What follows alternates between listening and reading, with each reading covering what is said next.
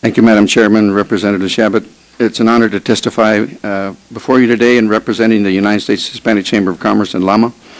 We're here in full support of the Small Business Contracting Program Improvements Act of 2007.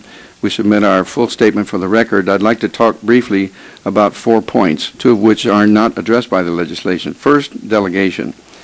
A decade or so ago, SBA delegated contract oversight to the federal agencies because of the tremendous logjam in getting paperwork processed by the SBA. It was just frustrating the contracting officers throughout the federal government.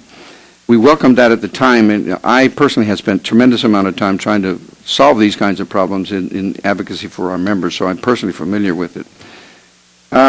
At the same time, I do agree that it's time to revisit this issue because SBA has essentially abandoned its business development function with respect to that contracting process, and more 8A contracts are falling into the hands of fewer and fewer companies.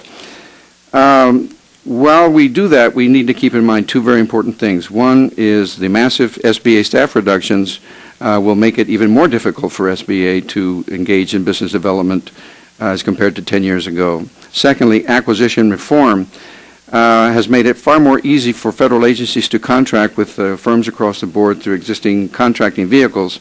And anything that makes the 8A program a slower contracting process is going to make the 8A program less attractive and less competitive in the present federal marketplace. So the question is, what do we want SBA to do with respect to business development, and what can SBA do with existing staff?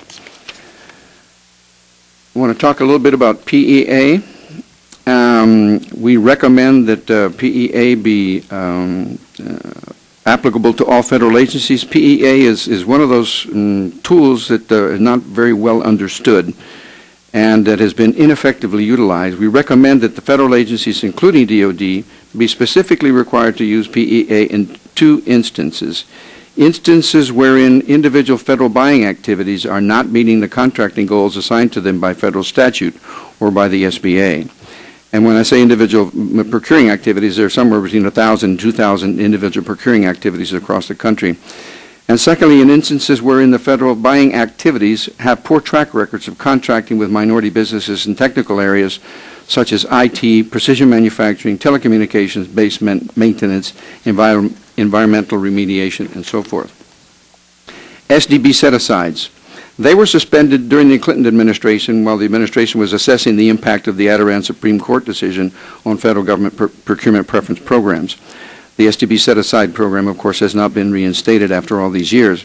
We believe that as implemented in the past, it meets the strict scrutiny requirements of the Adirondack decision, and therefore the SDB set-aside program should be reinstated. Lastly, I want to touch on the issue of the impact of Alaska Native corporations on the 8A program. This is a contentious issue, I realize that, and I just want to share a few thoughts with you. You'll find in the attachment to this testimony a summary that we presented last week before another committee of the Congress. Basically, what we're looking at is a series of special privileges that have crept into the 8A program through a number of amendments over the years that have now rendered this program out of control. ANCs are not small, impoverished tribal businesses struggling to survive in remote villages in Alaska.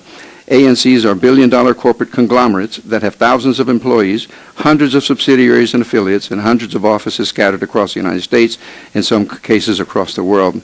There really are 2 8A programs: the special rarefied privileged world of the 8A ANCs, and then the rest of the portfolio. The disparities between the ANC program and the regular 8A program are sometimes quite dumbfounding. For example, to participate in the 8A program, the net worth of a normal applicant may not exceed $250,000, yet a billion-dollar ANC can participate in the 8A program virtually automatically. There are many more examples. In addition, a normal 8A company can receive sole source contracts up to and only up to $3.5 million, yet an ANC can receive sole source contracts awards of any size, and there are many sole source awards to ANCs of $100 million, $250 million, $500 million, and $1 billion. The notion that a billion-dollar corporation with 1,000 employees and dozens of corporate offices across the country can be an 8A participant and receive billion-dollar sole source contracts totally discredits, in our opinion, the original purposes of the 8A program. Congressman Velasquez, several years ago, you characterized bundling as the #1 public enemy of small business. And we agreed with that, and I've used that statement on many occasions. What we have allowed to happen is a bundling mechanism that sits right smack in the middle of the 8A program.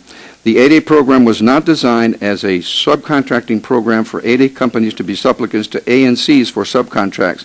The 8A program was designed as a program that would give small disadvantaged businesses across the board participating in the portfolio access to the privilege of participating in federal prime contracting. That concludes my testimony, Madam Chairman. Thank you so much.